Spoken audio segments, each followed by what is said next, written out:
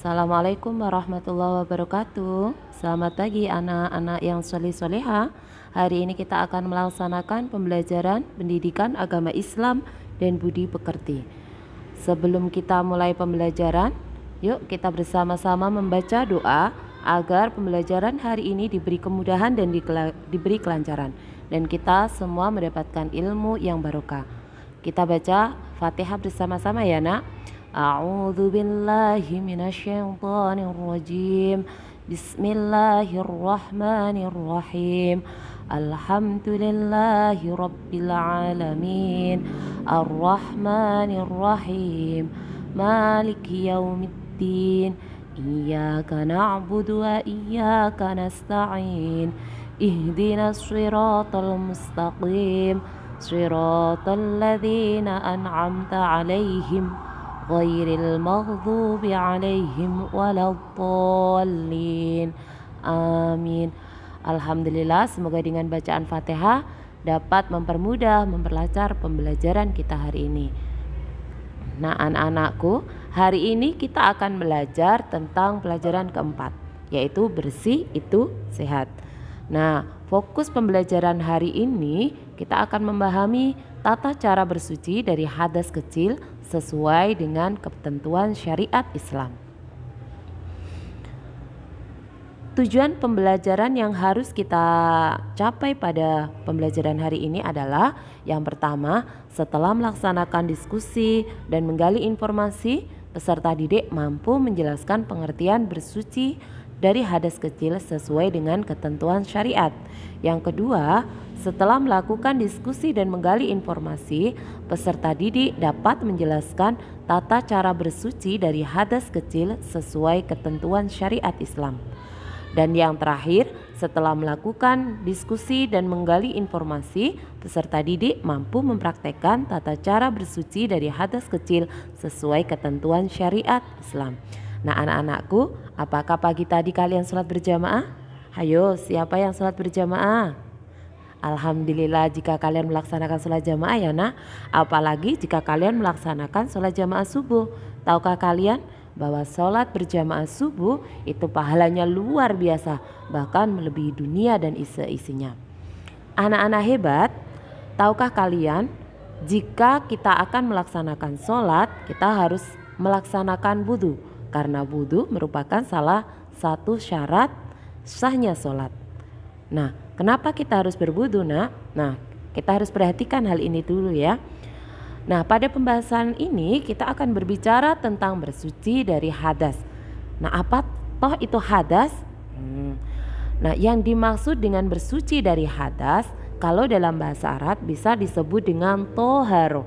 Toharo itu adalah kegiatan bersuci dari hadas maupun najis sehingga seseorang diperbolehkan mengerjakan suatu ibadah yang dituntut harus dalam keadaan suci seperti sholat. Kemudian ada dua macam jenis hadas ya nak.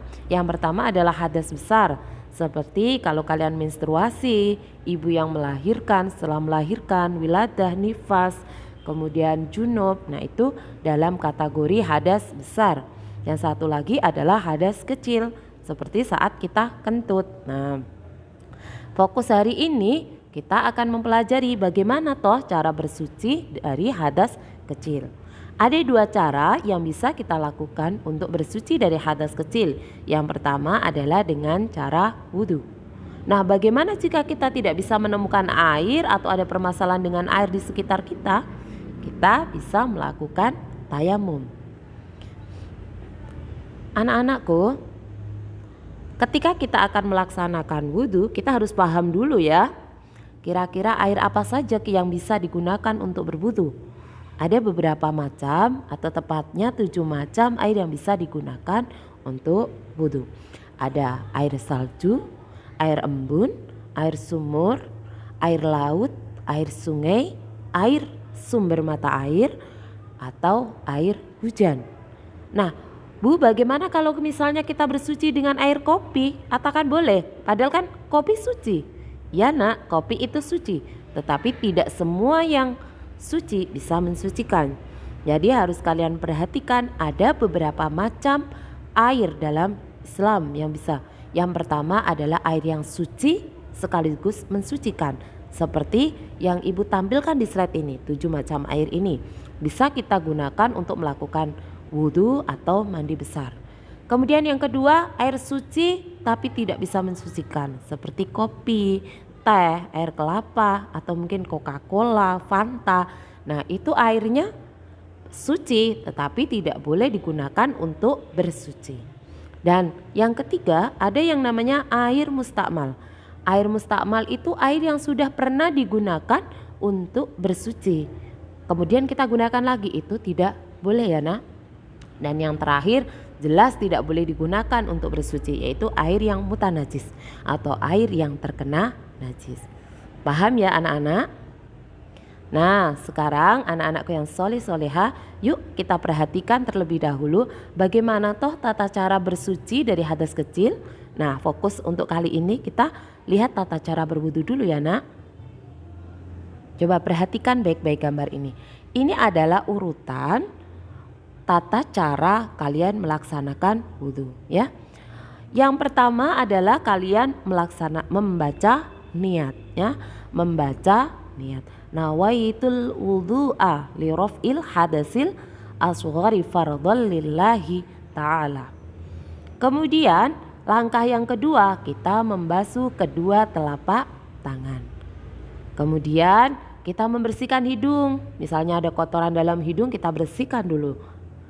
Kemudian tahapan selanjutnya adalah membasuh muka. Nah, ketika kita membasuh muka, perhatikan ya nak, dari mulai ujung kening sampai ujung dagu semua harus terkena dengan air. Tidak boleh ada yang terlewatkan. Selanjutnya membasuh tangan, mulai dari ujung jari kita, ujung tangan kita sampai ke siku. Baik atas, bawah, semua harus terkena basuhan air. Tidak boleh ada yang terlewatkan. Selanjutnya membasuh kepala. Boleh kalian basuh sebagian, boleh juga membasuh semuanya. Dan selanjutnya membasuh kedua telinga. Menghilangkan kotoran-kotoran yang ada di telinga agar kita sholat dalam keadaan bersih. Kemudian yang terakhir adalah membasuh kedua kaki sampai ke mata kaki ya. Semuanya harus dilakukan secara ulut. Nah, biar kalian nanti lebih paham, ini di slide ini Buzi tampilkan link video tentang praktek wudhu. Nanti kalian bisa klik dan kalian tonton ya nak.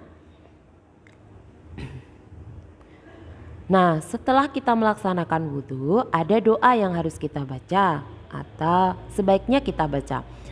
Asyhadu an la ilaha illallah wahdahu la syarikalah wa asyhadu anna Muhammadan abdahu wa rasuluh.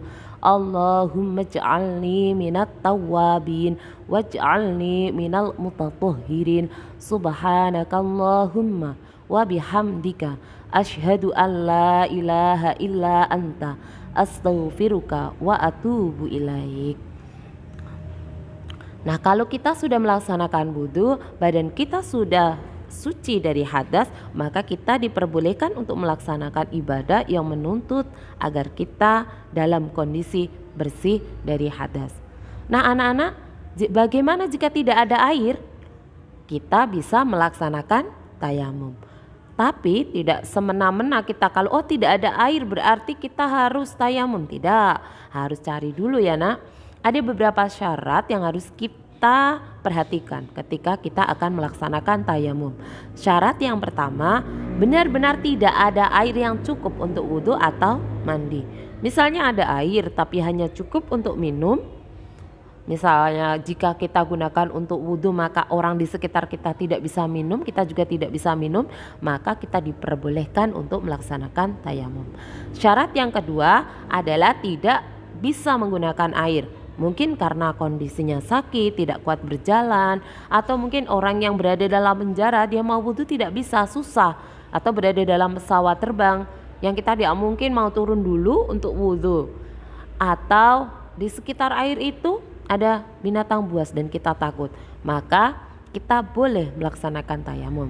Dan yang terakhir, apabila kita sakit dan jika kita menggunakan air maka akan memperlambat kesembuhan kita, maka dalam Islam meringankan kita tidak harus berwudu, tetapi kita bisa bertayamum.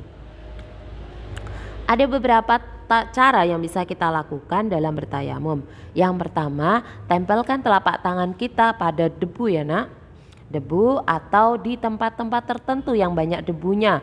Kemudian angkat kedua tangan dan tiup biar yang kasar-kasar hilang. Kemudian usapkan pada wajah, punggung telapak kanan dengan telapak tangan kiri sampai pergelangan. Kemudian mengusap punggung telapak tangan kiri dengan telapak tangan kanan sampai ke pergelangan. Nah, setelah kita belajar tentang cara bersuci dari hadas kecil, bagaimana sikap kita nak? Nah, sikap yang bisa kita lakukan harus menanamkan kepada diri kita bahwa kita harus selalu suci dari hadas. Kemudian apa sih hikmah yang bisa kita peroleh jika kita suci dari hadas? Nah, ada beberapa hikmah yang bisa kita peroleh jika kita suci dari hadas. Yang pertama adalah kita akan disayang Allah. Yang kedua disayang orang tua, keluarga atau orang di sekitar kita. Dan yang ketiga kita akan dijauhkan dari perbuatan dosa. Nah anak-anakku, setelah kita melaksanakan pembelajaran tentang tata cara bersuci dari hadas kecil, maka ada evaluasi yang harus kalian lakukan. Ini Bu Zi sediakan link Google Form, ada beberapa pertanyaan yang harus kalian jawab dengan cara mengklik Google Form. Nah, untuk tugas yang kedua, nanti silakan kalian praktekkan tata cara bersuci dari hadas kecil. Nah, ini fokusnya kita ke wudu ya nak. Kemudian kalian rekam dalam bentuk video dan kirimkan ke grup WA kelas ya. Nanti akan Bu Zi nilai dan konfirmasilah jika sudah membuat video.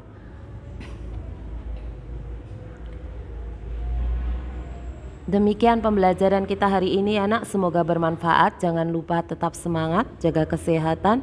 Sampai jumpa pada pembelajaran berikutnya. Assalamualaikum warahmatullahi wabarakatuh.